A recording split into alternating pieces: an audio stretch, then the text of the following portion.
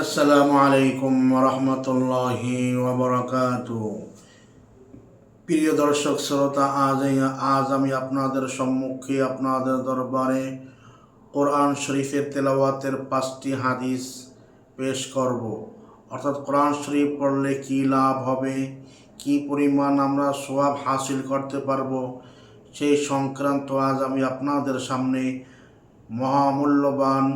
মহামূল্যবান 5টি হাদিস পেশ করব। এক নম্বর হচ্ছে আল্লাহর নবী মুহাম্মদ আরবি সাল্লাল্লাহু তাআলা আলাইহি ওয়াসাল্লাম ইরশাদ করেন, খায়রুকুম মান তাআল্লামাল কুরআন ওয়া আল্লামা। ও আমার উম্মতেরা, লক্ষ্য করে শুনে নাও, তোমাদের ভিতরে ওই ব্যক্তি সর্বোত্তম যে ব্যক্তি নিজে কোরআন শরীফ শিখে এবং অপরকে শিক্ষা দেয়।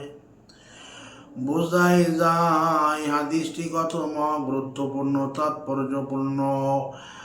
আজ আমরা কোরআন শরীফ শিখি না, অপরকেও শিক্ষা দেই না, আমাদের সন্তানদেরকে কোরআন শিখাই না, আমরাও নিজেও শিখি না। তাই আমাদের সম্মুখীন হচ্ছে কোরআন শরীফ শিক্ষা করে সর্বশ্রেষ্ঠ আল্লাহ তাআলার বান্দা হওয়ার সার্টিফিকেট অর্জন করা। প্রিয় দোস্ত ও বুজুর্গ, 2 নম্বর হাদিস হচ্ছে রাসূল সাল্লাল্লাহু তাআলা আলাইহি ওয়াসাল্লাম বলেছেন, আফজালুল ইবাদাতি তিলাওয়াতুল কুরআন। সমস্ত ফরজ ইবাদত গুলোর পরে সর্বোত্তম নফল ইবাদত হচ্ছে কোরআন তেলাওয়াত। আফজালুল ইবাদাতি তিলাওয়াতুল কুরআন। তোমরা যত ফরজ ইবাদত গুলো আছে তারপরে নফল ইবাদত গুলোর মধ্যে সর্বোত্তম ইবাদত হচ্ছে কোরআন তেলাওয়াত। তাই আমরা সব সময় কোরআন তেলাওয়াত করব। সকালবেলা সূরা ইয়াসিন তেলাওয়াত করব, রাত্রে বেলা সূরাতুল মুলক তেলাওয়াত করব। দৈনন্দিন 2-3টি আয়াত হলে কোরআন শরীফ থেকে আমরা তরজমা সহ তেলাওয়াত করব। আল্লাহ তাআলা আমাদেরকে এর উপর আমল করার তৌফিক দান করেন। 3 নম্বরে হচ্ছে রাসূল আরবি সাল্লাল্লাহু তাআলা আলাইহি ওয়াসাল্লাম বলিয়াছেন, যার অন্তরে কোরআন শরীফের কিছু অংশ নাই সে যেন একটি উজাড় ঘর। আল্লাহ তাআলা রাসূল সাল্লাল্লাহু তাআলা আলাইহি ওয়াসাল্লাম বলেন, ওই ঘরে কোনো মূল্য নাই যেই ঘরে কেউ বসবাস করে না, যেই ঘরে কেউ বসবাস করে না। সুতরাং ওই মানুষের কোনো মূল্য নাই যেই মানুষের অন্তরে কোরআনের কোনো অক্ষর নাই। তাই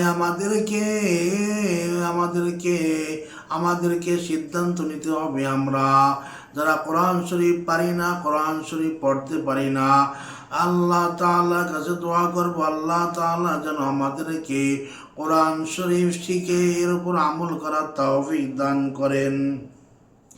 প্রিয় দোস্ত ও বুজুর্গ, 4 নম্বর হাদিস রাসূল আরবি সাল্লাল্লাহু তাআলা আলাইহি ওয়াসাল্লাম বলেছেন, তোমরা সর্বদা কোরআন শরীফ তেলাওয়াত করিতে থাকো। আল্লাহর নবী বলেন, তোমরা সর্বদা কোরআন শরীফ তেলাওয়াত করিতে থাকো, কারণ যারা সর্বদা কোরআন শরীফ তেলাওয়াত করে কিয়ামতের দিন কোরআন শরীফ তার জন্য সুপারিশ করিবে। সুবহানাল্লাহ, অর্থাৎ দুজক হইতে বাঁচাইয়া দিবে। কোরআনের সঙ্গে আমাদেরকে তাআল্লুক করতে হবে, কোরআনের সঙ্গে আমাদের সম্পর্ক করতে হবে।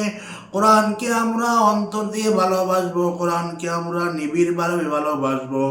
এই কোরআনকে আমরা বুকে ধারণ করব, কোরআনকে আমরা মুখে ধারণ করব, কোরআনকে আমরা সামাজিকভাবে পারিবারিকভাবে সর্বক্ষেত্রে কোরআনকে আমরা বাস্তবায়ন করার চেষ্টা করব। প্রিয় দোস্ত ও বুজুর্গ, যারা সর্বদা কোরআন শরীফ তেলাওয়াত করবেন, চাই বুঝে তেলাওয়াত করুক বা না বুঝে তেলাওয়াত করুক, এই কোরআন শরীফ কিয়ামতের ময়দানে ময়দানে আপনার জন্য আমার জন্য আল্লাহ তাআলা আদালতের সুপারিশ করবে এবং নাজাতের ব্যবস্থা করে দেবে। সুবহানাল্লাহ। ও আমার প্রাণে দর্শক শ্রোতা, আজকের আলোচনার সর্বশেষ হাদিসটি হচ্ছে রাসূল সাল্লাল্লাহু তাআলা আলাইহি ওয়াসাল্লাম বলেছেন, যে ব্যক্তি আল্লাহর কিতাব কোরআন শরীফের একটি অক্ষর পড়ে সে যেন একটি নেকি পায়, আর একটি নেকি 10 নেকির সমান। যে ব্যক্তি কোরআন শরীফের একটি অক্ষর পড়বে সে একটি নেকি পারবে, আর এক নেকি সমান সমান 10 নেকি। আল্লাহ রাসূল সাল্লাল্লাহু তাআলা আলাইহি ওয়াসাল্লাম আরো বলেন, আমি এই কথা বলি না যে আলিফ লাম মিম একটি হরফ, বরং আলিফ একটি হরফ, লাম একটি হরফ, মিম একটি হরফ। এই হিসাবে আলিফ লাম মিম শব্দটি পাঠ করলে মোট 30টি নেকি পাওয়া যাবে। সুবহানাল্লাহ।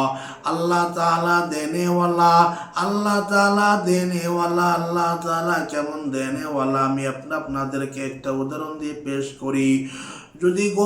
যদি সমুদ্রের ভিতরে, সাগরের ভিতরে একটি সুই নিক্ষেপ করেন, আর সুই যদি সমুদ্র থেকে উঠানোর পরে সুইয়ের মাথায় যেই পরিমাণ পানি ওঠে সমুদ্র থেকে, এই পানি ওঠার দ্বারা যে সমুদ্রে কোনো ক্ষতি হয় না, কোনো কিছু হয় না, কোনো নোকসান হয় না, ঠিক তদ্রুপ আল্লাহ তাআলা এর চেয়ে বেশি দেনওয়ালা।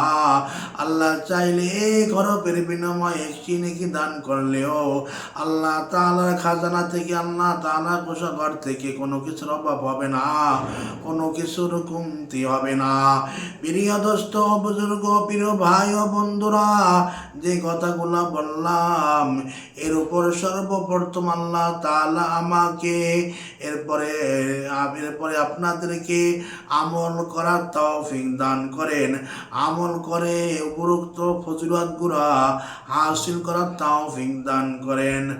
আমিন আমিন।